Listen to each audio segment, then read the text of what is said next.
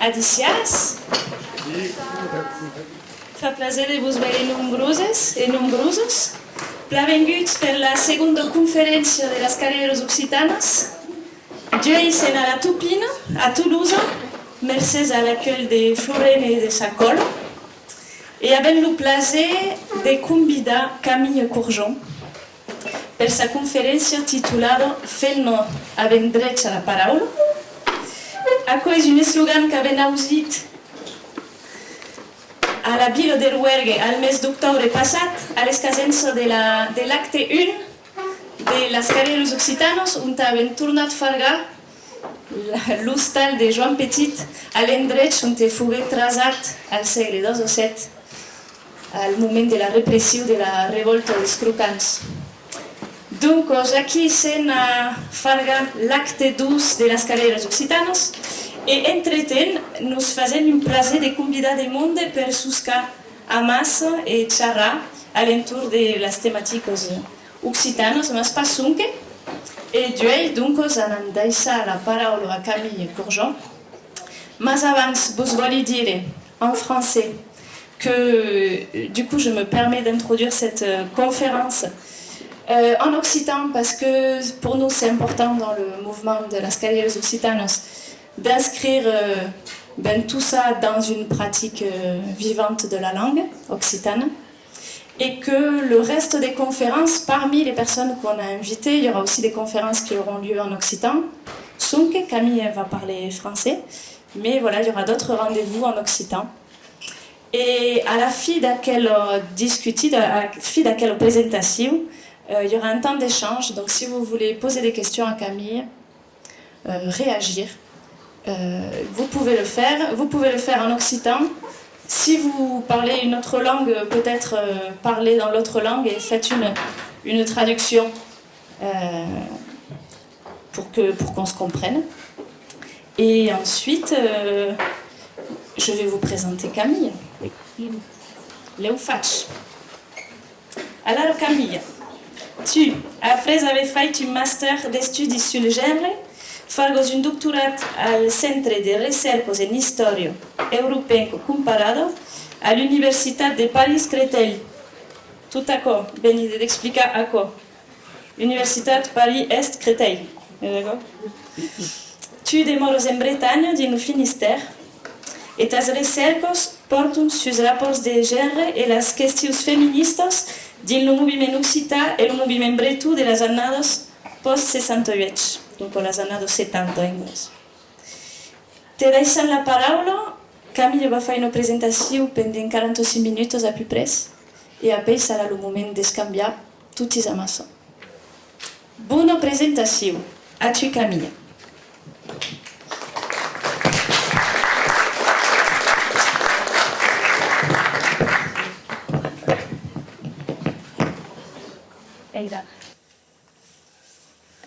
Adiou, merci beaucoup pour l'invitation et je suis désolée de parler en français et je ne parle pas occitan, j'aurai probablement un piètre accent par moment, désolée par avance. En tout cas, merci beaucoup d'être là et je serai ravie d'échanger avec vous à la fin de ma présentation. Donc du coup, pour vous donner du contexte, la période que j'étudie, c'est une période très riche de lutte sociale qui ne se réduit pas à l'année 1968 qui est la plus connue. Et entre autres, cette période connaît d'importantes luttes autour des questions ouvrières, des questions paysannes, des questions écologistes et des questions LGBT. Et je vous ai mis des références ici si vous voulez approfondir sur ces questions. Et entre autres, et parmi toutes ces luttes, on retrouve un ensemble de mobilisations autonomistes ou régionalistes ou nationalitaires, comme on peut les appeler, dans plein de territoires dans le monde, et notamment en France, où il y a un vrai renouveau dans les mobilisations en Bretagne, au Pays Basque et donc en Occitanie, où le renouveau des mobilisations est politiquement marqué par un ancrage à gauche. Dans ces années-là, donc dans les années 70-80, mais les années 70, c'est les années les plus riches, il y a des groupes politiques occitans qui s'organisent dans une perspective révolutionnaire et qui revendiquent de pouvoir vivre et travailler au pays, à l'instar de Lutte Occitane, qui est un des groupes les plus connus, sur lequel je vais revenir pendant ma présentation, ou de Bolem Biur al País. Dans ce contexte, aussi pour montrer l'importance de ces questions durant la période, Il y a Robert Laffont, qui est un militant et intellectuel occitaniste que vous connaissez sûrement. Il se présente carrément à l'élection présidentielle de 1974 en tant que président des minorités nationales, en lien avec des groupes corses, basques, bretons et catalans. L'engagement de cette période, il se retrouve également dans le champ culturel et pas uniquement dans le champ politique. Et on note un vrai renouveau autour du théâtre et de la musique, comme en témoigne la Nova Canção Occitane, qui est portée par des jeunes artistes qui produisent entre autres des textes revendicatifs en occitan et contre le sous-développement régional, et ils le diffusent rapidement, ils et elles. Mais du coup, ce qui m'a amené à faire cette thèse, c'est aussi le fait que dans cette période, il y a un renouveau réel autour des questions féministes qui est assez connu, on l'appelle parfois une vague féministe, à partir des années 70 notamment, avec beaucoup de combats en faveur de la cause des femmes autour de questions variées. Les questions les plus connues dans cette période, c'est la défense du droit à l'avortement et à la contraception. Et pour vous rappeler quelques moments marquants de cette période, on peut relever qu'il y a le remboursement par la sécurité sociale de la pilule contraceptive qui est votée en 1974 et la légalisation de l'IVG avec la loi Veil en 1975. Et ces avancées, elles s'inscrivent dans la continuité de nombreuses mobilisations féministes sur toute la décennie, notamment avec le MLF, le Mouvement de libération des femmes, créé en 1970, et de nombreux groupes femmes dans lesquels des femmes se retrouvent et militent ensemble autour de questions féministes. Et donc une partie de mes recherches touche à la manière dont ces deux types de mobilisations, donc les mobilisations occitanes et les mobilisations féministes, ont pu se croiser pendant les années 70 et s'hybrider. Avec ces questions, avec ces problématiques, l'un des enjeux est de se demander comment les questions féministes ont été abordées par les différents groupes que constitue le mouvement occitan. Mais dans l'autre sens aussi, c'est intéressant de se demander l'influence entre les mouvements, de se demander comment le mouvement occitan a aussi contribué à structurer des revendications féministes particulières. Je ne suis pas la seule à travailler, ni la première à travailler sur ces questions. Et là, je voulais par exemple citer le travail de Victoria Sibé, que peut-être vous connaissez dans la salle. Elle vient de débuter une thèse et elle a fait un beau mémoire de recherche dans les dernières années, dans lequel elle a montré qu'il y avait eu dans les années 70 des groupes féministes occitans qui avaient émergé avec vraiment la double cause féministe et occitane, et dont je vais en parler un petit peu aujourd'hui. Aussi, il y a un autre aspect de mes recherches autour des questions de genre dans le mouvement occitan, qui touche au rôle qu'ont pu jouer les femmes dans la transmission de la langue, à un moment où précisément l'usage de l'occitan était en très fort déclin. Et je vais revenir un peu sur ce contexte plus tard. Et donc pour vous parler un peu de ma méthodologie de recherche, je rencontre pas mal de militants et militantes occitanes des années 70 et je fais des archives je consulte des archives écrites et audiovisuelles. Et aujourd'hui, je vais, pour aborder ces questions, structurer mon propos en 3 moments.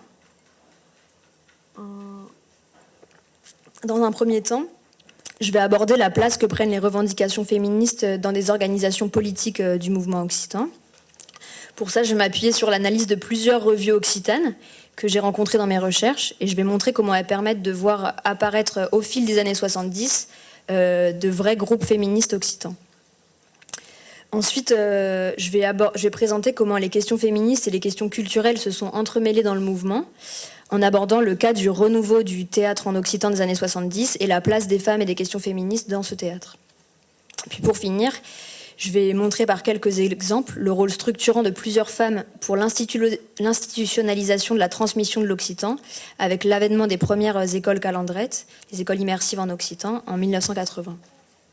Et donc après ça, on pourra avoir un moment d'échange ensemble. Donc pour commencer, je vais aborder la place que prennent les revendications féministes dans des organisations du mouvement occitan, telles qu'on peut le comprendre et le lire au travers de leurs revues. Je me suis appuyée sur plusieurs revues emblématiques de la période. La revue Pernoust, qui est la revue de l'IEO des pays gascons et béarnais, la revue Foroband et la revue Lutte Occitane. Et dans la mesure en fait, où les revues militantes constituaient à l'époque le moyen principal pour les groupes de diffuser leurs idées, s'intéresser aux revues est un très bon point de départ pour comprendre ce que les groupes défendaient et ce qu'ils voulaient rendre public. Et comme on va le voir, dans les 3 revues, il y a une réelle revendication d'une certaine posture féministe, mais elles ne le font pas de la même manière. Et pour 2 d'entre elles, on peut vraiment voir dans la revue que la posture féministe au sein de la revue était soumise à de réels débats pendant la décennie. Donc pour commencer, je vais vous parler de Pernoust, qui est donc la revue de la section de l'Institut d'études occitanes des territoires gascons et béarnais, qui est une revue qui paraît mensuellement ou bimensuellement de 1967 à aujourd'hui. La revue, elle est principalement écrite en occitan. De manière cohérente avec l'orientation de l'IEO, la revue est assez peu centrée sur des luttes, beaucoup moins que par exemple la revue Lutte Occitane qu'on verra plus tard. Et il y a beaucoup de sujets qui touchent à des questions de langue, de culture, de poésie et d'économie, et qui sont parfois organisés sous forme de rubriques spécialisées qui reviennent dans chaque revue.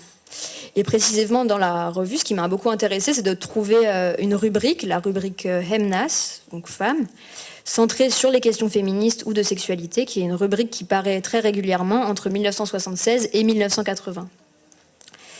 Durant cette période, qui coïncide donc avec l'avènement plus assumé d'un féminisme occitan, comme l'a étudié Victoria, la rubrique femme, elle paraît presque tout le temps en occitan. Elle est accolée à un logo féministe. Et là, je vous ai montré des extraits. C'est trop petit pour que vous puissiez lire, mais la revue est accessible en ligne si ça vous intéresse. Elle est numérisée. Et elle est en fait cette revue toujours signée par une membre du comité de rédaction, Françoise Lacoste, qui est aujourd'hui décédée. Et ce sera uniquement elle qui rédigera la revue jusqu'à la fin de la décennie, avant qu'une autre personne prenne la relève pour seulement 2 moments. Et après, une fois qu'elle est instaurée, la rubrique fait vraiment partie intégrante de la rubrique fait partie intégrante de la revue, aux côtés d'autres rubriques fixes qui témoignent vraiment de l'intérêt pour la rubrique femmes dans cette période-là.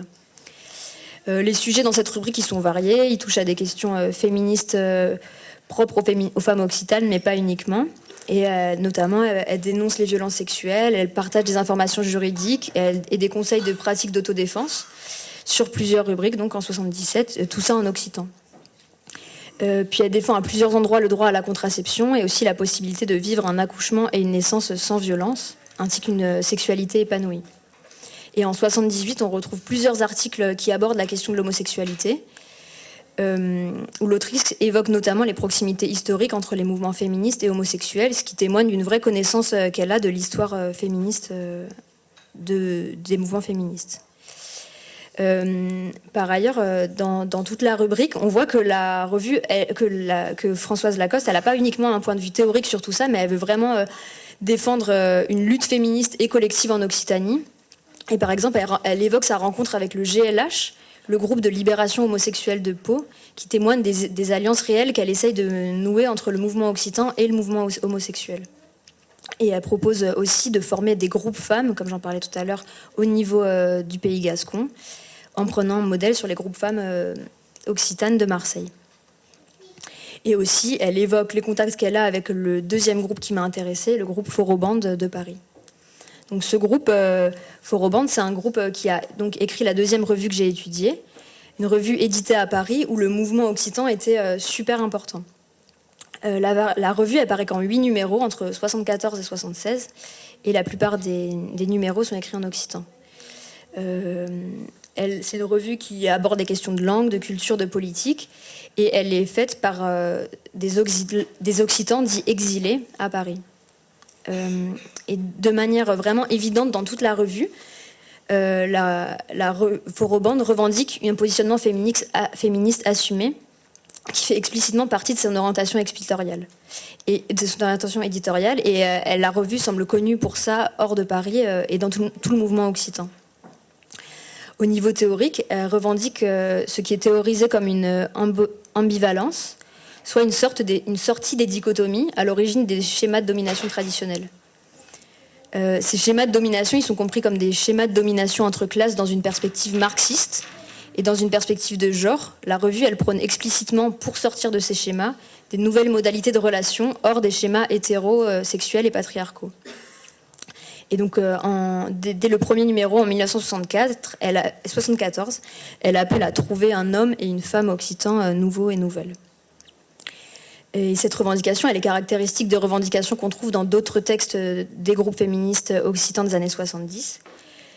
Et par ailleurs, moins théoriquement, la revue et la posture féministe de la revue se traduit par l'apparition en occitan de sujets féministes. Et le dernier numéro est entièrement rédigé par des femmes, c'est ce que j'ai mis ici, Femnos Foroband, qui sont un groupe femmes exilées à Paris, qui ont fait donc une revue en entier sur des questions féministes à Paris, en 1976. Et donc sur toutes les questions féministes, dans cette revue, qui est vraiment une revue passionnante, on découvre des contenus pédagogiques en occitan sur l'anatomie, la sexualité, la contraception et l'avortement. Et on trouve par ailleurs des analyses critiques sur ce qu'est le masculum, le machisme dans la culture occitane, notamment dans les proverbes et dans les références socio et culturelles qui seraient considérées comme machistes.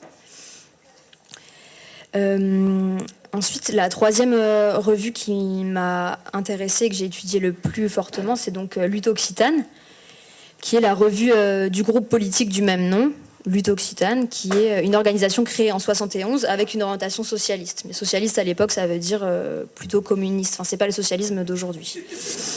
Donc les différents numéros de la revue, ils sont publiés pour Lutte Occitane entre 3 et 6 fois par an, entre 72 et 80. Et pour le coup, ils sont majoritairement écrits en français. C'est une revue qui a une audience assez large sur tout le territoire occitan, comme à Paris et dans d'autres endroits en France. Et dans l'ensemble de la revue, et en accord avec son projet socialiste, Lutte Occitane soutient différentes luttes sociales actives dans les années 70, même si elles ne sont pas toutes teintées d'occitanisme. Et c'est notamment dans cette perspective de soutien à des luttes qu'on retrouve la posture féministe de la revue, qui affiche un soutien très fort à de nombreuses luttes de femmes ou de luttes féministes sur toute la décennie. Précisément, on retrouve dans plusieurs textes programmatiques la liste des luttes sociales que le mouvement entend soutenir, et parmi lesquelles apparaissent les mouvements féministes. Pour les citer, le journal, dans un édito en 75, il est écrit que le journal est dédié aux informations politiques et économiques et défini comme l'écho des luttes un peu partout en Occitanie et dans tous les domaines, ouvriers, paysans, écologie, femmes, jeunes, etc. Et au-delà des éditos et des textes où la revue définit vraiment sa posture, on peut voir le soutien apporté à des luttes féministes ou à des luttes de femmes dans beaucoup d'articles qui sont écrits par la revue ou repartagés par la revue. Pour vous donner quelques exemples, la revue soutient des femmes ouvrières, notamment dans l'usine de pantalons Samex à Millau, entre 72 et 73. Et elle loue aussi les alliances qui sont faites entre les ouvrières en grève et les paysans et les paysannes du Larzac. Et aussi, la revue soutient d'autres luttes de femmes en grève ailleurs qu'en Occitanie, notamment avec la grève du lait en Bretagne en 72, qui est une grève très importante, ou la grève aussi très connue de l'IP à Besançon en 74. Donc on voit que Lutte Occitane a une posture qui soutient les femmes ouvrières partout en France.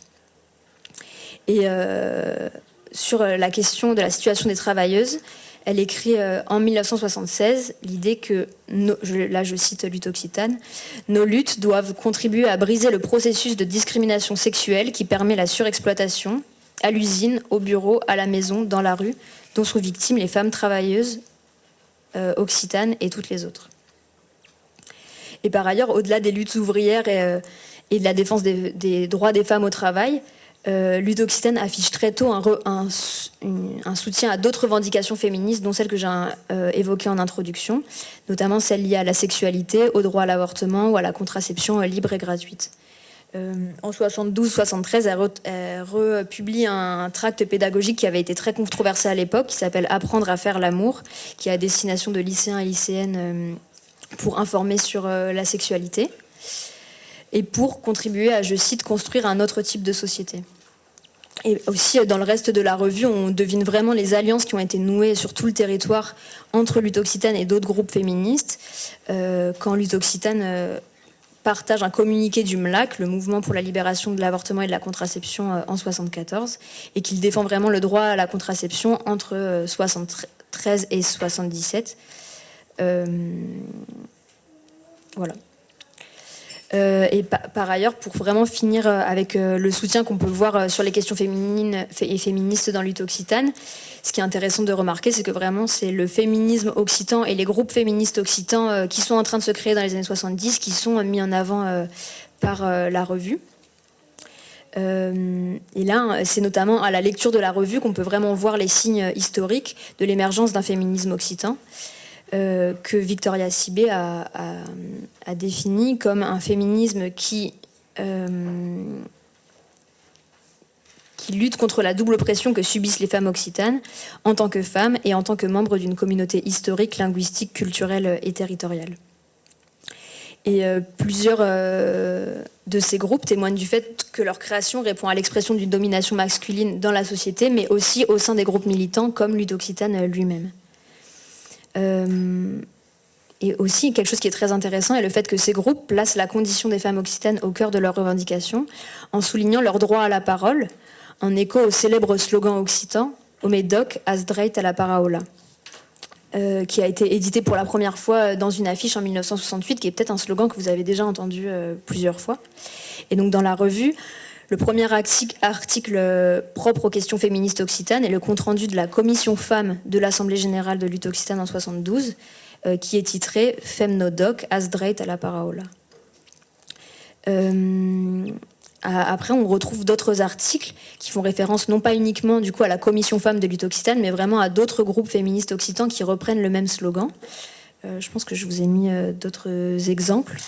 Par exemple, la revue, elle partage un article du groupe Foroband que j'ai évoqué tout à l'heure, qui a aussi titré Femnodoc as dreit à la paraola en 1977. Et elle publie aussi un article du groupe Femmes Occitanes de Marseille, qui a hébergé à Arles l'année précédente. Et en 1978, elle publie le texte Holoprimite Oppressor du groupe Femnosdoc, un groupe de femmes occitanes de Toulouse, qui avait été créé suite à un atelier fait en non-mixité à l'école d'été de Villeneuve-sur-Lot en 1978. Et ce texte, Holoprimite Oppressor, c'est vraiment considéré comme un des textes emblématiques du féminisme occitaniste de la période. Et dans ce texte, les militantes critiquent les réactions qu'avait suscité l'atelier qu'elles avaient voulu faire en non-mixité. Et elles déclarent vraiment vouloir prendre la parole dans le mouvement occitan. Ulrike Brumert. Ah oui, et donc Ulrike Brumert, c'est l'une des membres du groupe féministe Femnosdoc de Toulouse qui a donc écrit ce texte Holoprimite Oppressor. Elle a déjà théorisé sur cette question de l'importance de la réappropriation de la langue par les femmes occitanes dans un article déjà en 1980 qu'elle avait intitulé « La parole naissante des femmes dans le mouvement occitan » et qui était paru dans la revue Langage et Société. C'est aussi un article que vous pouvez trouver en ligne. Et dans cet article, et dans les écrits des féministes qui abordent la question de la langue, on comprend qu'il y a un effet performatif de l'usage de l'occitan par les femmes de plusieurs manières. D'une part, en parlant en occitan des problématiques féministes et féminines, les occitanes contribuent à créer un nouvel usage de l'occitan et une nouvelle culture en Occitanie, qui serait, dans lesquelles elles auraient enlevé toute la tradition sexiste. Et par ailleurs, si les femmes occitanes parlent occitan, ça permet pour elles d'être plus affirmées dans le mouvement occitan, où précisément c'était surtout les hommes qui osaient prendre la parole en occitan et dans les groupes politiques. Et la langue occitane, pour laquelle donc les occitanes comme les occitans avaient été discriminés du fait de la situation diglossique, elle est appropriée comme une fierté pour s'affirmer comme occitan ou comme occitane, et elle apparaît comme une force au sein du mouvement occitan. Et on peut envisager cette dynamique comme un retournement du stigmate que les femmes souhaitaient effectuer pour s'affirmer comme femmes occitanes et prôner une culture féministe dans le mouvement occitan.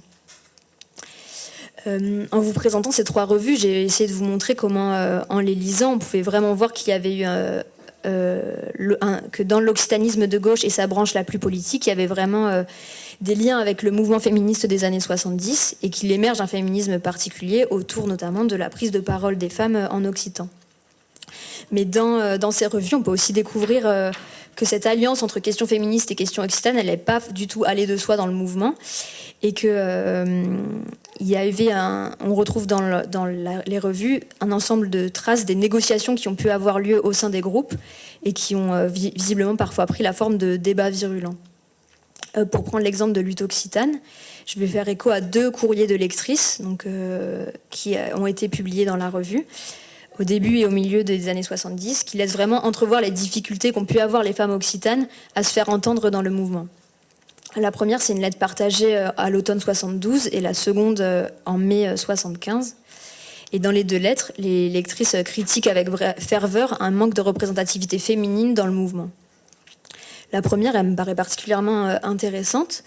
Elle est écrite depuis Orsay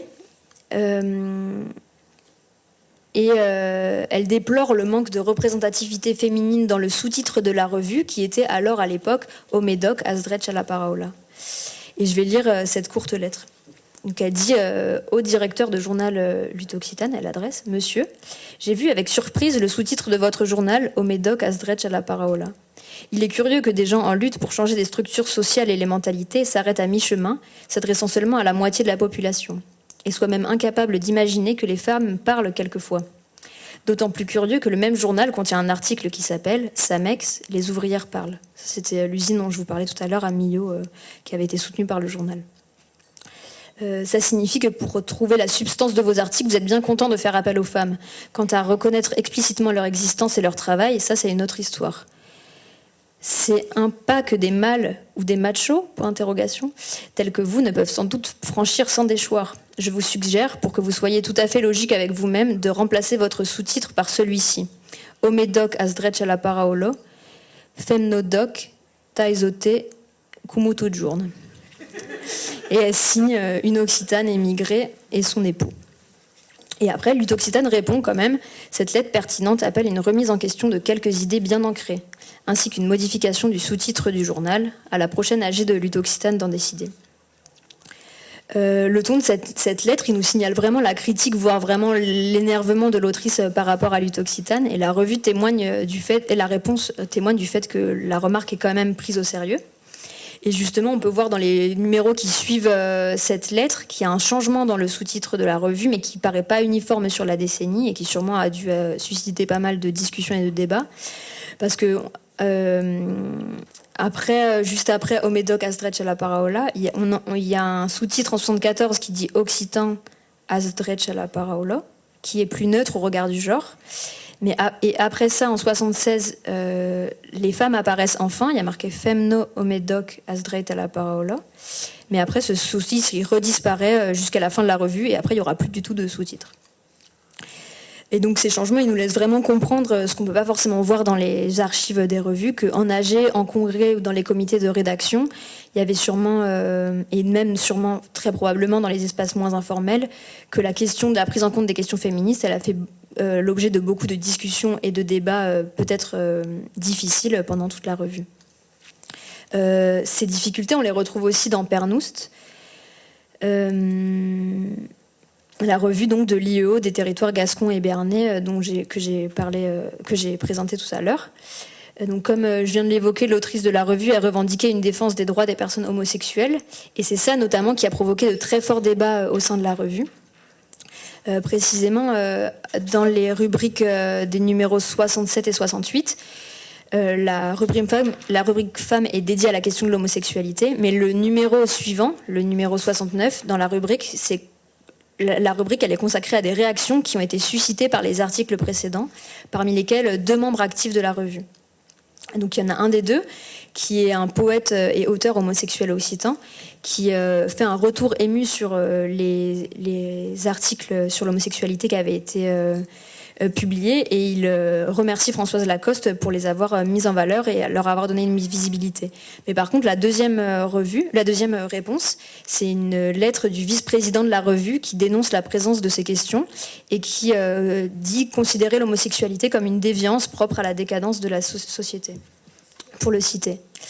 Et donc en réponse à ces 2 hommes, l'autrice de la rubrique, elle adresse une lettre donc de remerciement au premier, et elle dénonce la posture du second, avec qui visiblement elle avait des désaccords depuis longtemps.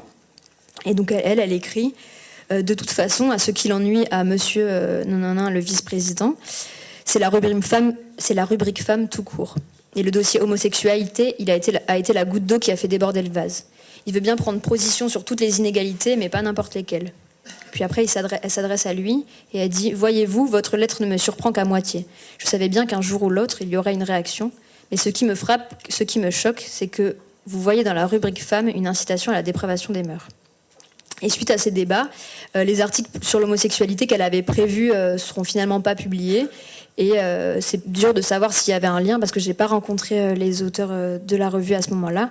Mais après, la rubrique femmes, elle disparaît totalement de la revue en 80. Donc j'ai essayé de vous montrer un peu les subtilités qu'on pouvait retrouver autour de la lecture de ces revues. Mais globalement, on peut voir vraiment qu'il y a différents groupes occitanistes qui se sont vraiment emparés des questions féministes dans les années 70. Et maintenant, j'aimerais vous présenter comment les enjeux de genre et les questions féministes se sont aussi entremêlés avec les questions culturelles dans le mouvement occitan.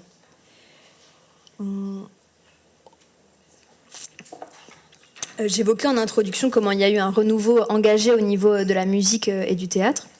Et pour ce qui est du théâtre, il y a en effet plusieurs groupes qui se montent après 68, qui ont un fort engagement pour la langue et la culture occitane, en produisant des pièces en occitan, notamment à destination d'un jeune public. Ce sont des troupes qui sont dans leur pratique théâtrale très engagées pour d'autres luttes, notamment paysannes et ouvrières. Et là, je pense notamment à plusieurs troupes que j'ai étudiées, donc la troupe du Théâtre de la Carrière. Donc vous pouvez voir une image ici, qui a été fondée en 71 et qui est la troupe la plus connue pour le renouveau du théâtre doc de ces années. Mais il y a aussi la troupe de l'Olivier, la troupe de la Rampe qui existe toujours, ou ART Compagnie, qui a été créée dans les années 80. Pour définir la posture de ces troupes, et en tout cas celle du Théâtre de la Carrière, je peux citer Claude Alranc, que vous connaissez peut-être ou sûrement, qui est le cofondateur de la troupe, qui est comédien et metteur en scène, et qui présente dans une vidéo accessible en ligne en 1975, il dit que le Théâtre de la Carrière a à cœur de faire un théâtre populaire. Il explique, il dit, c'est-à-dire qu'on considère que pour être populaire dans notre région, le théâtre, d'une part, doit traiter des problèmes contemporains que vit notre région. Et d'autre part, il doit savoir parler un langage populaire, c'est-à-dire pour nous un langage qui tienne compte de la culture du patrimoine méridional, de la culture maternelle du peuple du Midi. Donc l'importance que nous donnons à la langue doc. J'ai fin de la citation. Dans mes recherches, j'ai rencontré plusieurs femmes de ces troupes avec lesquelles j'ai réalisé des entretiens. Et pour étudier le théâtre de ces années-là, je me suis aussi appuyée sur certains de leurs textes et des archives audiovisuelles qu'on pouvait voir et que j'ai voulu analyser dans une perspective de genre. Et analyser ces troupes selon une perspective de genre, ça permet de rendre visibles des actrices et des autrices qui ont longtemps été marginalisées dans l'historiographie sur le théâtre occitan, mais qui ont quand même été très actives pour son renouveau dans les années 70-80 et qui permettent encore au théâtre en occitan de vivre aujourd'hui quand il aurait pu disparaître. De manière non exhaustive, juste pour donner des noms, je peux nommer pour le Théâtre de la Carrière Catherine Bonafé, Marie-Hélène Bonafé, Annette Clément qui a beaucoup produit, ou Michel Rochin qui a, elle, fait également partie du Théâtre de l'Olivier aux côtés de Sylvie Villot, Jeanne Hiroux et Françoise Martinelli. Puis pour la Rampe, je peux citer Claude Maurice, Myriam François et Anne Touzelier. Myriam François et Anne Touzelier qui ont par ailleurs créé Art Compagnie en 80. Donc l'une de ces femmes que je viens de citer, c'est Catherine Bonafé, et elle a cofondé donc le Théâtre de la Carrière en 71, et elle a publié en 2023 un très bel ouvrage autobiographique que je vous recommande, qui s'intitule Résurgence 1971-1986, 15 années au Théâtre de la Carrière. Dans son ouvrage, elle aborde son engagement dans le théâtre, mais elle revient aussi sur des pans plus intimes de sa vie, comme sa vie amoureuse. Et dans son récit, et tel que je l'ai aussi compris dans les entretiens, on entrevoit vraiment la manière dont, à cette époque, l'engagement théâtral et la sphère privée se sont nourris mutuellement. La sphère privée, elle apparaît comme un ressort structurant pour la production théâtrale en occitan. Et donc, c'est bien des éléments de la vie matérielle de ces femmes occitanes qui contribuent à faire évoluer et à renouveler le théâtre occitan. Par exemple, c'est l'histoire familiale d'Annette Clément du Théâtre de la Carrière qui est transposée dans la pièce L'Étrangier, réalisée en 81. Et dans son ouvrage, je pense que j'ai mis des images. Ah oui, là c'était une image de la Rampe, une photographie, dans les années 70. Et pour ce qui est des femmes du Théâtre de la Carrière, Catherine Bonafé, donc, dans son ouvrage, elle dit comment c'est son amitié avec Michel Rochin qui a permis de produire la pièce à succès Miracle, Miracle, dont vous voyez donc des images sur la gauche, qui a connu vraiment un très grand succès. Et aux côtés de ces femmes que j'ai citées, donc ces actrices et metteuses en scène, il y a aussi d'autres femmes qui ont vraiment contribué au renouveau du théâtre doc, du fait du travail organisationnel et du soutien matériel qu'elles ont permis dans les années 70 et dont il est plus difficile de retrouver des noms. Mais en fait, lorsque les troupes réalisaient des tournées, elles étaient hébergées souvent chez des habitants et des habitantes, et leur accueil reposait souvent en grande partie par l'investissement de femmes, du fait de la répartition genrée des rôles dans l'espace domestique. Et on retrouve des descriptions très précises de cet enjeu dans le livre de Catherine Bonafé, notamment lorsqu'elle aborde le fait que le Théâtre de la Carrière a réalisé une tournée en 1972 en Bretagne pour faire le lien avec le mouvement breton, mais que l'accueil en Bretagne a vraiment beaucoup reposé sur des femmes bretonnes. La manière dont Catherine Bonafé analyse cet épisode dans son texte nous témoigne aussi de son engagement féministe, et c'est un engagement qu'elle avait déjà dans les années 70, tout comme les comédiennes que j'ai rencontrées. En effet, toutes celles avec lesquelles j'ai discuté me déclarent avoir soutenu ou fait partie des mouvements féministes dans les années 70, notamment pour la défense de l'avortement et de la contraception. Et aux côtés de ces engagements, la conscience féministe de chacune contribue vraiment à nourrir le renouveau du théâtre occitan. Et c'est notamment ce qu'on comprend avec les restructurations qui marquent plusieurs des troupes. Par exemple, du côté du théâtre de la Carrière, l'année 78 marque le départ de Claude Alranc, et ça marque également une production par les femmes de la troupe de pièces qui seront féminines et féministes. Donc là, les trois femmes dont il est question, c'est Catherine Bonafé, Marie-Hélène Bonafé et Annette Clément. Et donc pour les trois, dans la continuité du théâtre populaire qu'elle produisait depuis le début avec la Carrière, elles ont à cœur de parler de problématiques de femmes contemporaines occitanes. Et pour ça, elles réalisent des enquêtes auprès de femmes partout en Occitanie, et elles donnent une visibilité à leur vécu et à leurs paroles dans de nouvelles pièces qu'elles créeront ensuite. Et dès 1981, elle publie un ouvrage d'analyse sur leur démarche qui s'intitule « L'écrit des femmes, paroles de femmes des pays doc », et dont le titre fait une nouvelle fois écho au slogan « Femnos doc as dreit à la parole ». Et là, c'est ce livre-là dont il est question, qui est plus édité, mais qui est un livre très riche où on peut lire les textes de ces pièces féministes qu'elles ont créées et l'analyse qu'elles en ont fait. Et cette perspective féministe se retrouve également du côté de certaines femmes de la Rampe ou de ART et compagnie. Dans un entretien que j'ai fait avec l'une d'elles, il y en a une qui me dit qu'elle déplore vraiment fortement la faible reconnaissance et le manque de valorisation du rôle des femmes dans le théâtre, et où, selon ses mots, là je la cite, la parole des femmes comptait peu, et en tant que femme, elle s'y retrouvait pas trop.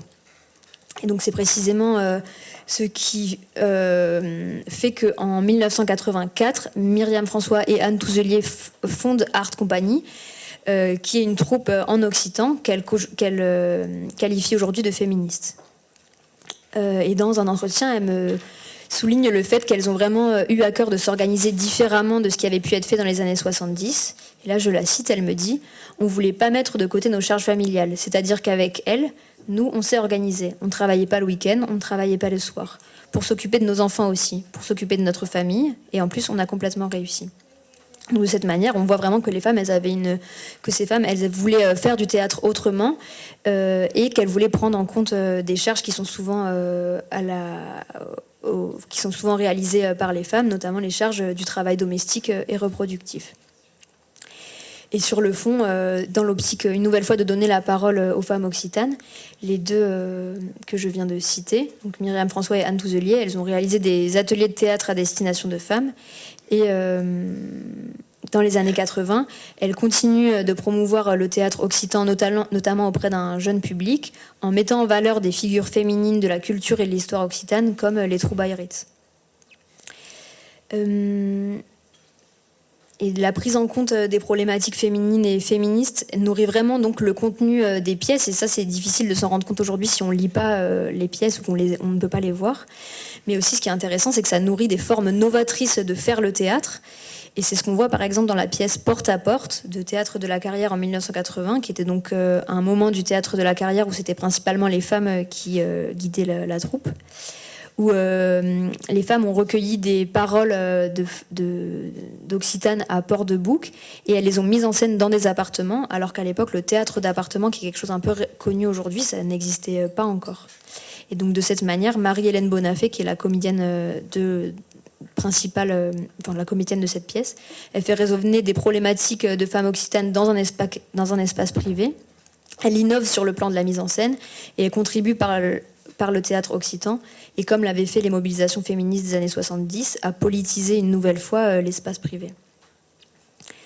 Est-ce que je peux avoir de l'eau Désolée.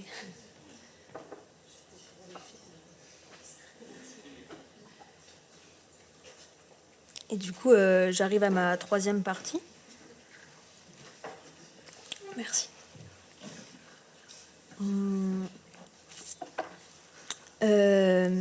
Dans laquelle j'aimerais aborder la question de la place des femmes dans l'institutionnalisation de la transmission de l'occitan dans les années 70, avec le début des écoles immersives en occitan, les calendrettes. Donc pour vous rappeler un peu de contexte au niveau de la langue et de l'oppression de la langue à l'époque, la défense de l'occitan et sa transmission, ça apparaît vraiment urgent dans les années 70 parce que c'est une période qui suit une période très dure pour la transmission de l'occitan, notamment dans le cadre scolaire. Parce que parmi un ensemble de décisions politiques qui répriment les langues minorisées en France, il y a eu... de la fin du 19e siècle au milieu du 20e siècle, l'usage de l'occitan était puni à l'école. Et en théorie, jusqu'en 1951, la loi d'Exon qui autorise à nouveau l'enseignement des langues minorisées dans les écoles. Et donc dans cette période, tout le XXe siècle, seulement en l'espace de 3 générations, l'usage et la transmission des deux langues, de l'occitan diminue drastiquement en suivant le modèle suivant. Et là, je cite Jean-Jacques Cress dans un colloque de 85, dans lequel il dit « Les grands-parents parlent exclusivement la langue régionale, les parents sont bilingues par scolarisation du français, et les enfants sont unilingues dans la langue nationale. » Et donc la génération des militants et militantes du mouvement occitan des années 70, c'est donc la génération des enfants qui sont unilingues dans la langue nationale, plus ou moins, quoi. Et donc c'est cette génération qui, souvent au moment de devenir parent à son tour, est à l'initiative des écoles associatives et immersives en occitan. Calendrette, donc, pour celles qui ne le savent pas, ça veut dire petite alouette. Et c'est des écoles laïques et gratuites qui émergent en 80. Leur création, elle s'inscrit vraiment dans une dynamique qu'on retrouve partout en France et dans d'autres territoires, comme au Pays Basque, où les Ikastolas, elles avaient été créées en 69. En Catalogne, les Bressolas, elles débutent en 76. Et en Bretagne, les Diwan naissent en 77. Et donc les calendrettes en 80. Au début, les élèves se comptaient sur les doigts d'une main et c'est assez émouvant quand on entend des témoignages des personnes qui racontent les toutes premières années. Mais aujourd'hui, il y a environ 4000 élèves dans le réseau Calendrette en Occitanie. Et donc, dans cette histoire générale, et donc en l'espace d'un siècle, ce qui s'observe... c'est qu'il y a eu un déclin fort de la transmission familiale des langues minorisées, mais que cette transmission à des nouvelles générations, elle a été vraiment remplacée par des formes institutionnelles, que sont donc les écoles et les associations, même s'il y a encore certaines transmissions familiales, c'est beaucoup plus rare. Donc pour ce qui est des questions de genre dans la création des calendrettes, ce que je voudrais vous montrer maintenant, c'est important de noter que les calendrettes, elles ont été portées par des groupes mixtes, des groupes de militants et militantes, aussi bien des hommes que des femmes qui sont organisés ensemble. Mais j'aimerais mettre en lumière plusieurs femmes qui ont vraiment été parmi les pionnières pour le début des calendrettes. Par exemple, je peux évoquer Anne-Marie Roth, qui a fait partie du groupe fondateur des premières calendrettes dans le Béarn, à Pau et à Oléron. Elle était institutrice de formation et c'était une militante qui s'était déjà engagée pour sauver une école primaire dans la vallée d'Ossau au milieu des années 70. Et donc à la naissance de son fils, elle contribue à créer les premiers matériels pédagogiques en occitan lors d'un stage de formation avec d'autres instituts, avant de s'engager réellement pour la création d'écoles immersives en occitan. Elle contribue à trouver le local pour l'école, à aider à la formation des premières institutrices, à enseigner dans les calendrettes de Pau, et elle fait vivre ensuite les écoles des années durant, alors qu'elle enseignait elle-même dans le service public. Et au début, il n'y avait que 3 élèves. Donc c'est un engagement, tout l'engagement qu'elle donne pour les calendrettes, qu'elle prend sur son temps libre.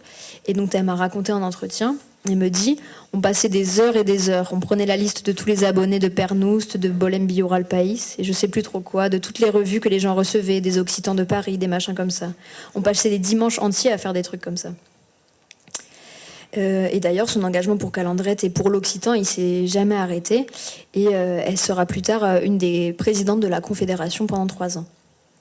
Un autre nom emblématique pour les tout débuts des écoles, c'est celui de Jaumet Haribo, que vous voyez sur l'image ici.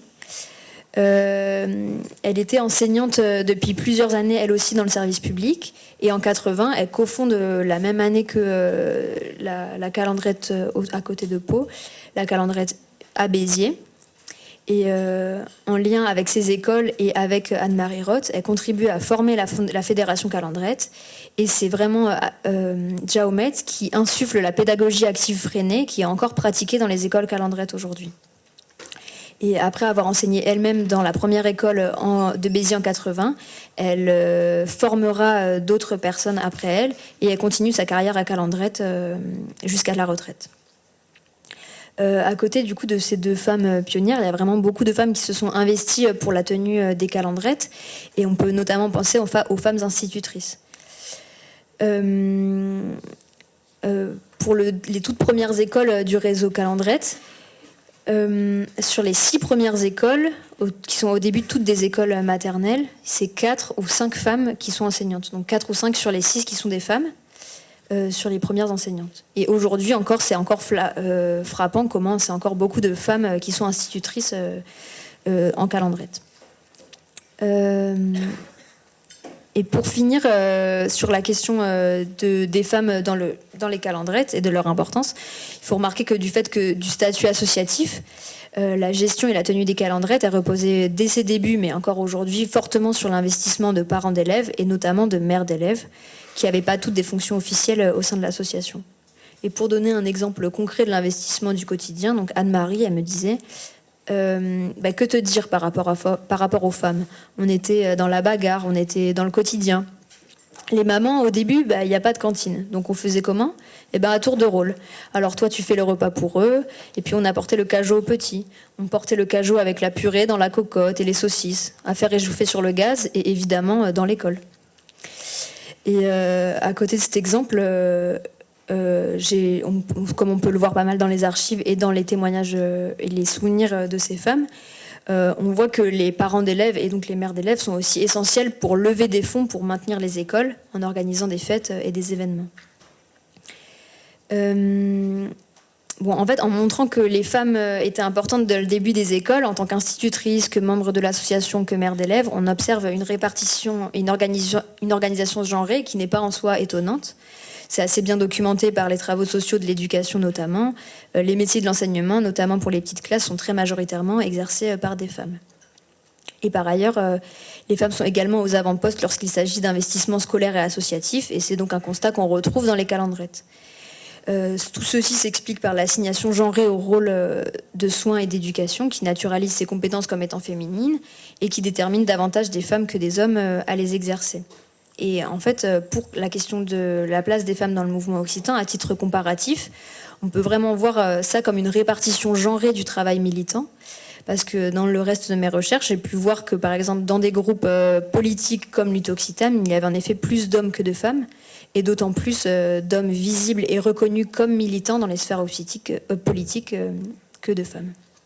Et pour complexifier la lecture en termes des rapports de genre qu'on peut faire de l'engagement de ces femmes, c'est intéressant de le replacer dans le contexte sociolinguistique et militant des années post-68. Et donc, comme je l'ai dit, l'investissement de ces femmes, il apparaît à un moment où l'usage de l'occitan est décliné très fortement. Et donc, donc on peut souligner le fait que l'engagement dans les écoles de ces femmes, c'est pas uniquement un moyen de s'occuper des enfants, mais c'est vraiment un moyen fort de défendre l'occitan dans une période charnière. Et pourtant, vraiment dans l'historiographie du mouvement occitan des années post-68, c'est pas du tout l'avènement des écoles immersives qui est mis en avant en premier, mais c'est vraiment plutôt les groupes politiques et les groupes culturels qui ont défendu l'idée de vivre et travailler au pays, comme je l'ai d'ailleurs moi-même fait en début de cette intervention. Et la distinction entre mouvement occitan et calandrette, il apparaissait déjà dans les années 80, où la Jaumet Haribo que j'ai évoquée, qui est donc l'institutrice de Béziers qui a insufflé la pédagogie freinée, elle dit « les calandrettes ne sont pas nées du mouvement occitan. Il nous a aidés par la suite, ni d'un collectif de parents. L'initiative n'est pas venue d'une institution, mais d'une idée concrète de la base, d'une envie d'individu, d'une volonté de mettre sur pied une expérience humaine. » Et pour autant, et malgré les débats à l'époque, beaucoup de membres du mouvement occitan ont soutenu les écoles calandrettes, autant du côté politique que du côté culturel. Et du fait de la publicité des écoles et du fait des événements de soutien qu'il fallait organiser pour faire vivre les écoles, les calandrettes ont aussi contribué à faire vivre le mouvement politique occitan très fortement. Les événements de soutien rendaient visible la cause de la langue et ils contribuaient à créer de nouvelles dynamiques culturelles, autant au niveau de la musique, de la danse que du théâtre. De cette manière, on peut vraiment soutenir l'idée que les écoles et toutes les personnes qui ont contribué à les faire tenir font partie de l'histoire forte du mouvement occitan.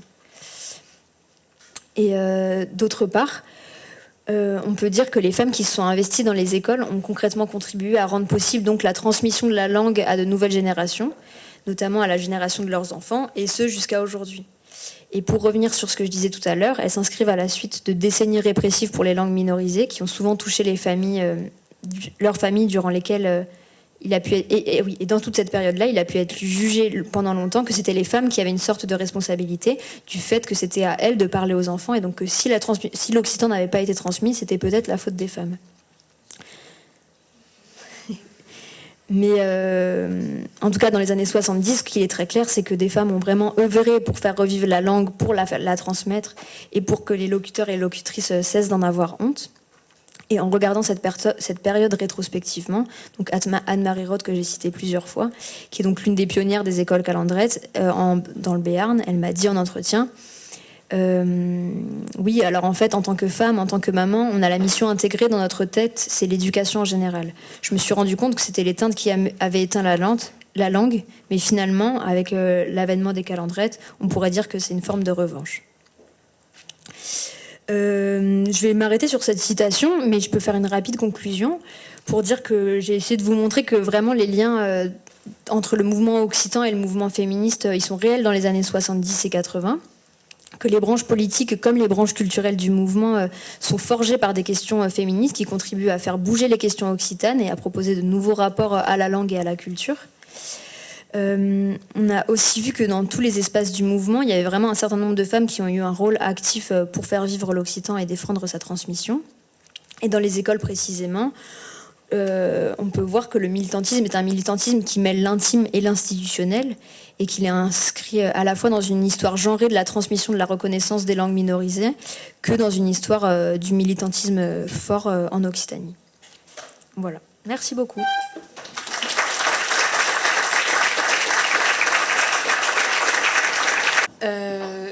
Juste voulais demander si tu avais prévu d'observer d'autres milieux comme le cinéma, la musique ou d'autres champs d'exploration. Et pour le mouvement occitan, non, parce que du coup, toute une partie de mon travail touche à la question bretonne. Et du coup, là, je suis en train de faire le même travail en Bretagne. Et donc, voilà. Ouais. Mais par contre, du coup, le champ est ouvert si vous voulez faire les recherches là-dessus, c'est passionnant. Dès qu'on tombe sur des archives, c'est vraiment une histoire que je trouve vraiment très inspirante, quoi. Et voilà. Moi, j'avais un peu une question aussi sur... tu ne parles pas occitan, mais du coup, il y a beaucoup de tes références qui sont écrites en occitan. Est-ce que tu lis l'occitan? Ou alors est-ce que tu as réussi à les atteindre en faisant des traductions ou autre? Et le master, tu l'as fait... Le master Jean, tu l'as fait où? C'est le master Jean ou tu l'as fait à Paris? Est-ce que je peux répéter la question? Pour l'enregistrement, c'est peut-être pas la peine. Non, je pense que c'est bon. Ok. En fait, il y a quand même beaucoup de contenu qui est écrit en français. Parce que même à l'époque, les militantes, il y en avait beaucoup qui parlaient pas très bien occitan, je pense. Enfin, je le sais du coup. Et pour les textes qui étaient en occitan, en fait, j'ai quand même des bases d'espagnol, de français. Et donc, je comprends plus ou moins à la lecture. Et sinon, je trouve que les traductions en ligne sont plutôt pas trop mauvaises. Mais voilà. Donc, voilà pour te répondre sur la question de la langue. Et sinon, je demande en fait à des personnes si j'ai vraiment des doutes sur des choses que je comprends pas du tout, notamment pour des formes dialectales que je connais moins que d'autres, quoi. Et du coup, je rebondis pour le breton. Ouais. Tu parles Et breton, pas du tout. non, du coup, j'apprends pour le coup le breton. Tu peux pas faire semblant, et donc j'apprends le. J'apprends le breton pour mes sources en breton. Ouais, carrément. Et pour le master, j'étais à Paris. J'étais à l'EHESS de Paris. Non, elle est à Paris 8. Moi, j'étais à l'EHESS. Voilà.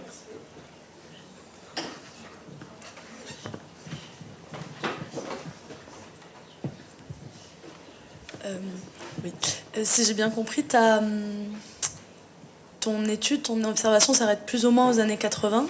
Est-ce que tu as envie d'aller plus loin que les années 80, voir ce qui se passe dans les années 2000 pour le féminisme occitan, breton, régional en général en France? Voilà. Moi, c'est pas une recherche que je vais faire tout de suite parce que là, je suis en fin de thèse plutôt, et donc je vais me centrer vraiment sur ces années-là. Mais par contre, Victoria, que j'ai évoquée tout à l'heure, Victoria Sibé, elle commence une thèse spécifiquement sur ces questions. Sur donc les questions l'interaction entre féminisme et mouvement occitan à partir des années 70, mais donc après 80-90. Donc ces recherches sont en cours, quoi. Et c'est tout. C'était ta question. Ouais.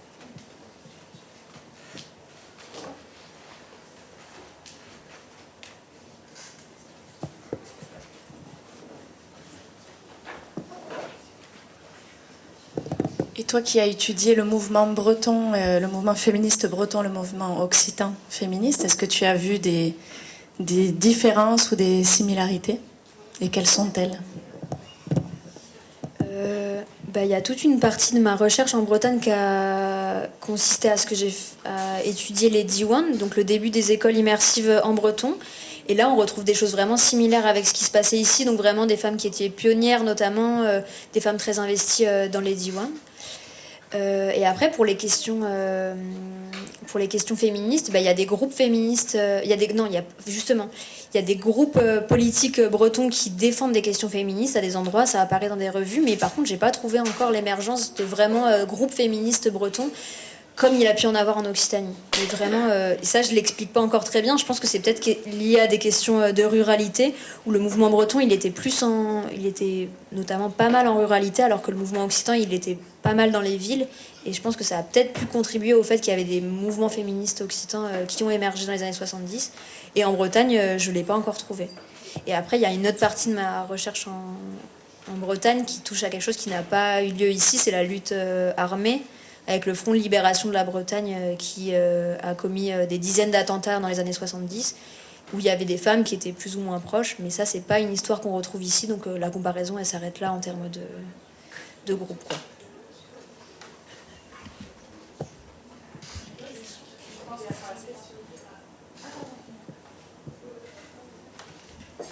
Pourquoi, en étant bretonne et en fait des études à Paris, qu'est-ce qui t'a amené à étudier la culture occitane? Comment t'es venue Ouais, et bien en fait, moi j'ai grandi vers Bordeaux, et oui, ma grand-mère, je viens du sud en fait, donc la question occitane, ça me parle. Et en fait, quand j'ai voulu commencer mes recherches, il y avait déjà il avait été déjà un peu entreaperçu qu'il y avait des féministes occitanes qui avaient fait un truc intéressant, donc ça donnait vraiment envie d'aller creuser plus la question en fait. Voilà. Et en fait, je trouve que faire la comparaison entre la Bretagne et l'Occitanie, c'est hyper riche, et parce que là, j'en ai pas du tout parlé, mais il y avait aussi beaucoup d'interactions entre les deux mouvements, et c'est super fort de voir tout ce qui pouvait se faire à l'époque, entre les différents territoires, les différentes manières de lutter. Ouais.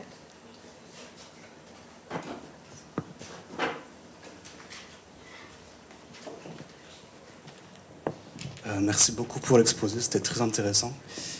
Moi, j'avais une question. Enfin, là, ce qu'on a vu, c'était principalement historique, les différents groupes qu'il y a eu. Au niveau plus théorique, ce qui m'intéresse, c'est est-ce que ça a été pensé. Est-ce qu'il y avait une spécificité occitane dans le féminisme occitan, dans le sens où est-ce qu'il y a un patriarcat occitan, par exemple tu parles de Furobando, ils évoquent le masculin occitan, le machisme occitan. Je sais qu'il y a Isor Gratakos qui a étudié les mythes pyrénéens et qui trouve des spécificités du patriarcat pyrénéen. Donc est-ce qu'il y a une différence entre, par exemple, les groupes français féministes, le MLF et tout, et les groupes occitans dans leur théorie? Merci. C'est une bonne question qui est... c'est un peu difficile de répondre parce que du coup, les groupes féministes occitans, ils étaient aussi variés. Et en fait, ce qui est assez intéressant quand même, c'est que beaucoup avaient une orientation socialiste, donc assez proche de plein de mouvements féministes qu'on retrouvait déjà en France, et qui, du coup, voulaient défendre la condition de vie des femmes occitanes, notamment du fait du sous-développement de certaines parties d'Occitanie. Et donc, en ça, c'est pas particulièrement différent des féministes françaises, je trouve, parce que j'ai pas l'impression, en tout cas, qu'elle défendait l'idée que l'Occitanie serait plus sexiste ou moins sexiste qu'ailleurs, quoi. Et d'ailleurs, c'est un peu difficile aussi de répondre à cette question parce que les féministes, on dirait françaises, elles n'ont pas cette lecture-là. Elles-mêmes, elles n'analysent pas le sexisme sous le prisme français. Elles analysent le sexisme tout court, donc elles ne se posent pas elles-mêmes la question du territoire et tout ça. Et les groupes féministes que j'ai étudiés en Occitanie, j'ai pas l'impression que ce soit central non plus dans leur lutte que de dire il y a plus de machisme en Occitanie qu'ailleurs. Par contre, elles disent qu'il y en a dans la culture, que ça pose problème, qu'il y a des choses qui posent problème, mais c'est pas l'idée de dire que l'Occitanie serait plus ou moins sexiste qu'ailleurs, quoi. En tout cas. Je pense différemment, et aussi, ouais. Mais pas tant. Enfin, j'ai l'impression que c'est pas si structurant que ça dans leur manière de lutter, quoi. Voilà.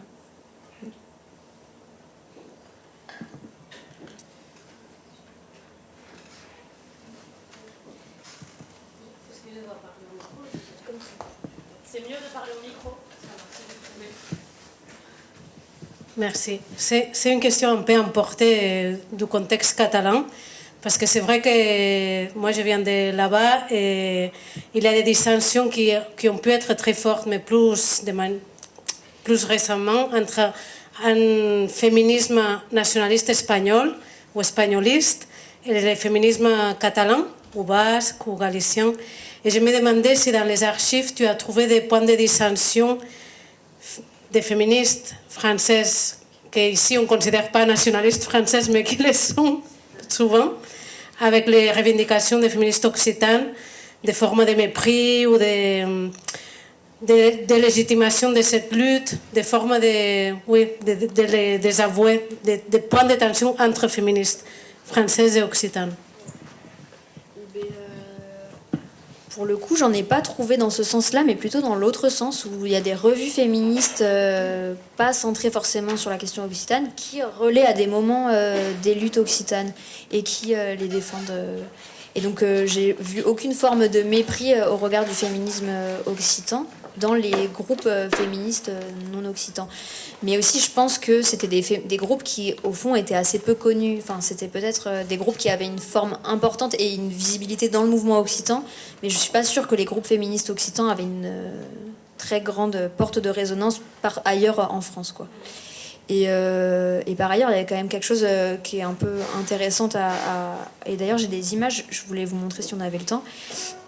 C'est que dans des espaces vraiment purement féministes français, ou en tout cas pas revendiqués comme occitans, il y a des choses qui apparaissent en occitan. Et là, par exemple, vous pouvez voir Bolem Aborta al País, c'est le groupe femmes de l'Ardèche qui, dans une manifestation en 80, décide de mettre cette pancarte en manif, quoi. Et là, c'est un peu plus spécifique, mais à gauche, il y a un agenda, c'est l'agenda de la Maison des Femmes de Toulouse. Et donc la Maison des Femmes, c'est un lieu féministe organisé à Toulouse dans lequel des femmes se sont regroupées pendant plusieurs années pour s'organiser ensemble, militer en tant que féministes. Et aux archives municipales de Toulouse, j'ai regardé donc leur agenda Donc c'est un agenda qu'elles remplissent tous les jours pour savoir ce qui se passe, pour faire des débats, pour discuter. Et tout est en français, tout est en français, tout est en français. Mais à un moment, il y a marqué quand même, c'est là, Bolem avortar al país. Donc là, elles reprennent quand même l'occitan pour défendre l'avortement, quoi, dans la Maison des femmes de Toulouse, qui visiblement n'était pas particulièrement occitaniste. Donc voilà.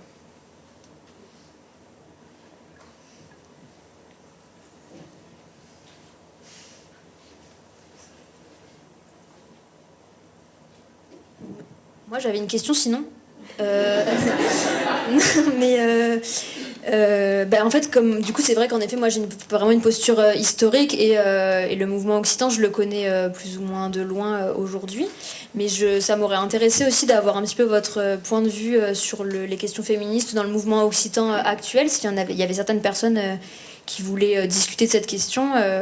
Par exemple, je connais Koukagne un petit peu et je sais que vous avez une posture qui est féministe, mais si jamais il y avait du coup la volonté de parler un peu de ce qui se passe dans les questions féministes, dans le mouvement occitan aujourd'hui, je pense que ça pouvait faire une bonne ouverture s'il y a des personnes qui voulaient s'exprimer sur cette question.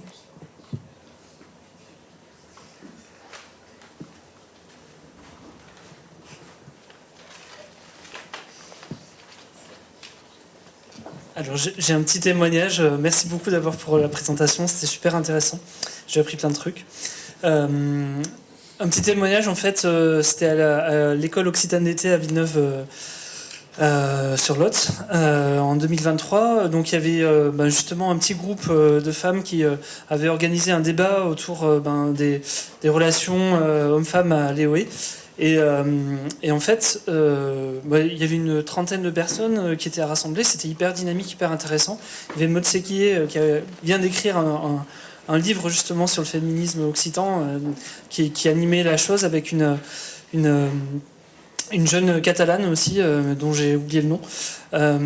Et en fait, ce qui était intéressant, c'était aussi la réaction des hommes qui n'étaient pas très présents sur ce moment-là, mais par contre, après, ça a beaucoup parlé, enfin j'en ai entendu pas mal, et qui n'ont pas très bien accueilli la chose. Et l'année suivante, en 2024, ça s'est arrêté. Et autant, alors j'ai pas entendu parler de problèmes de violences sexistes ou sexuelles durant cette édition 2023. Par contre, en 2024, sans ce moment-là, malheureusement, il y a eu des histoires pas très cool. Et donc il y avait un point violet avec une personne référente, mais voilà, ça n'a pas empêché en 2024 des problèmes. Donc voilà, ça c'est un petit témoignage. Et je pense que les réactions qui ont été faites, notamment dans la revue du Toxictane, ça fait vraiment écho à des choses que j'ai pu entendre durant ces deux moments-là. Est-ce que je parle assez fort ou... En fait, moi je parle plutôt du milieu queer là, et je sais qu'en ce moment, si tu vas voir un concert de Cocaine, de Corbel ou d'Illuvienne, en vrai, t'as plein de monde de queer qui viennent, qui aiment, qui apprennent. Les cours d'occitan à l'IO 31, t'as pas mal de personnes queer qui viennent, qui veulent apprendre la langue et qui sont là pour apprendre la langue. Et du coup, il y a quand même une dynamique, alors autant féminine, je ne connais pas, mais je sais que le monde queer est aussi aime son Occident. Voilà. Et toi aussi que le breton t'a payé, hein.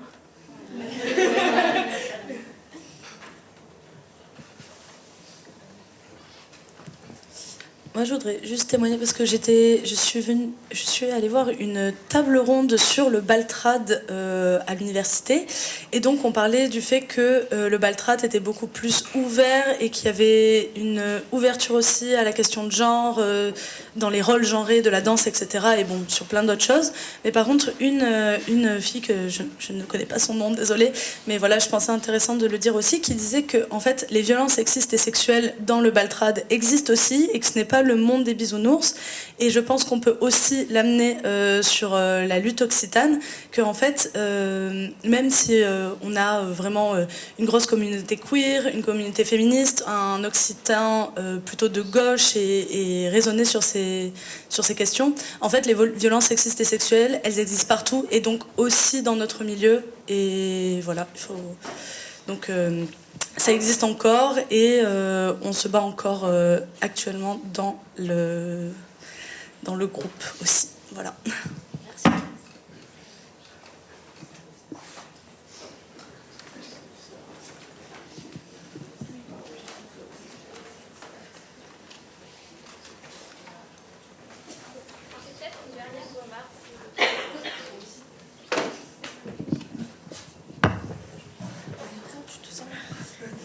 Merci beaucoup. Ce que j'aimerais exprimer ce soir, c'est peut-être une chose qui me semble très importante, c'est que le milieu occitan en général et peut-être même la lutte occitane peut rendre les témoignages de victimes d'autant plus compliqués parce que c'est un groupuscule en fait. Et tout le monde se connaît. Et tout le monde connaît au moins quelqu'un qui connaît. Et c'est une très petite échelle. Donc il n'y a pas de A vers B, vers C, vers D, vers F. C'est peut-être vers A, vers C directement en fait. Vous voyez ce que je veux dire dans l'échelle. Et qu'il faut être très vigilant aux signaux qu'on peut avoir et aux témoignages discrets qu'on puisse entendre parce que tout vient de quelque part en fait, si ce n'est une victime ou une impression, etc. Et il faut qu'on s'écoute d'autant plus que c'est important d'avoir un milieu qui soit safe pour tous. Merci.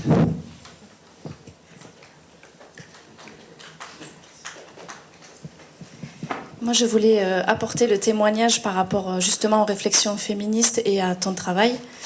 Et en fait, c'est vrai que nous, dans Koukagne, rapidement, en faisant de la musique et en étant musicienne, on a eu envie aussi de parler de notre condition de femme occitane. Et donc en fait, c'est pour ça que c'est quand même très intéressant de regarder ton travail et d'avoir accès aux archives. Et d'ailleurs, je te remercie pour les archives de Foroband, parce qu'en fait, ça nous permet aussi de nous resituer aujourd'hui, quand là, on est des féministes occitanes des années 2020. Et bien, en fait, c'est intéressant de voir que dans les écrits de Foroband dans les années 70, et bien, en fait, tout était déjà là. Beaucoup de choses étaient dites vraiment avec les bons mots. Enfin, en tout cas, nous, on s'est beaucoup identifiés. Et du coup, c'est toujours bien, en fait, parce en tout cas, moi, j'ai grandi dans l'occitanisme, dans ce militantisme-là. Et donc on a l'impression de savoir des choses, mais en fait, rien ne vaut une bonne lecture des archives envoyées par Camille. Donc, du coup, pour dire ça, et pour dire aussi que ce qui est intéressant, donc c'est aussi le soin qu'elles ont pris, ces femmes-là, la Sven Nosdok, pour dire on lutte pour la préservation de la culture occitane, pour sa longévité, sa transmission, sans pour autant garder les traces du patriarcat qui sont imprimées aussi dans la culture occitane. Et donc voilà, nous avec Koukagne par exemple, on s'inscrit tout à fait là-dedans, donc dans cette tradition. Et pour autant, et pour faire un lien avec ce que disait Romeo tout à l'heure, il y a quand même aussi ce souci-là de nous continuer à nous définir en tant qu'occitane, et donc de quand même rester critique par rapport au progressisme qui pourrait être justement un progressisme blanc et qui ferait pas de différence entre les Bretons, les Occitans, alors que nos histoires sont différentes. Et donc voilà, ça c'est un chemin long et vaste. Et si tu as envie de t'y intéresser, avec plaisir, parce que nous on aime beaucoup les personnes qui nous donnent de la matière à réfléchir. Merci.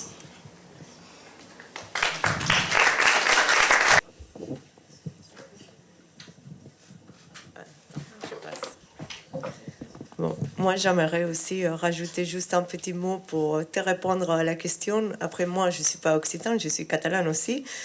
Mais voilà, je travaille à l'hostal d'Occitanie, ça fait 6 mois. Du coup, je n'ai pas beaucoup d'expérience non plus, mais je commence à connaître un peu les milieux. Et moi, selon la vie, c'est vrai, je vois qu'il y a un mouvement très fort féministe, LGTBI et tout ça lié à l'Occitane. Mais c'est pas que tous les Occitans sont comme ça. Je voulais juste préciser ça, oui. Parce qu'il y a aussi plein des Occitans, je crois, qui sont très traditionnels. Bon, je sais. Voilà, c'est tout. C'était mon... voilà. C'est pas que tous les mouvements occitanistes, c'est lié au féminisme.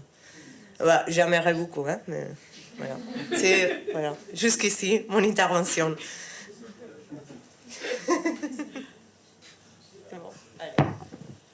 Pour compléter un peu, un témoignage assez court sur quelque chose que j'ai déjà entendu de la part de personnes qui sont là dans le mouvement depuis très longtemps, qui est spécifique à l'Occitan, parce que les Occitans ont inventé l'amour, alors c'est un raccourci, mais voilà, il y avait une place laissée à la femme au Moyen-Âge, ça c'est ce qu'on dit aussi, et donc, par capillarité, si on est occitaniste, on est forcément féministe, on n'a pas besoin de check ses privilèges, donc c'est vraiment un argument que j'ai déjà entendu premier degré.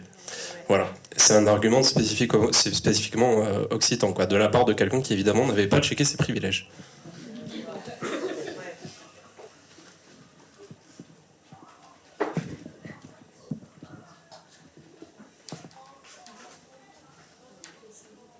Merci beaucoup. Juste un air de où est-ce qu'on peut retrouver tes travaux ou suivre Eh bien, il y a des articles qui sont en cours de rédaction. Il y en a qui j'ai déjà publié un article qui présente une partie des choses que j'ai présentées là. Notamment c'est sur Lengos, qui est la revue de sociolinguistique cofondée par Robert Laffont et dans lequel j'ai publié un article. Il y en a un autre qui est à apparaître. Et là, sinon, il y a beaucoup de choses que j'ai pas rédigées. J'ai pas encore fini ma thèse. Et à terme, je la finirai, et donc j'aurai un texte qui sera écrit, mais qui n'est pas encore, qui n'existe pas. Et peut-être que ça donnera lieu à un ouvrage à terme, quoi. Mais du coup, là, il n'y a pas beaucoup plus que ça. Voilà.